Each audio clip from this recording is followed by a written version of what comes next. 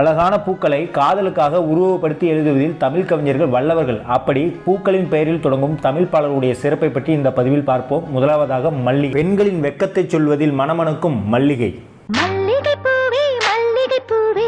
ஆண்களின் ஒருதலை காதலை சொல்லும் நினைவு சின்னம் ரோஜாப்பூ. காதலனும் காதலியும் கொண்டுள்ள காதலின் எல்லையில்லா ஆனந்தத்தை விவரிக்கும் செம்பருத்தி. காதலன் காதலியோடு கொண்டுள்ள ஊடலை உறக்கச் சொல்லும் தாமரை. காதலை ஊடாக காதலிக்கு உணர்த்தும் செந்தாழம்பூ. காதல் மையல் கொண்ட பெண்ணின் ஏக்கத்தை கூறும் செந்தூரப்பூ.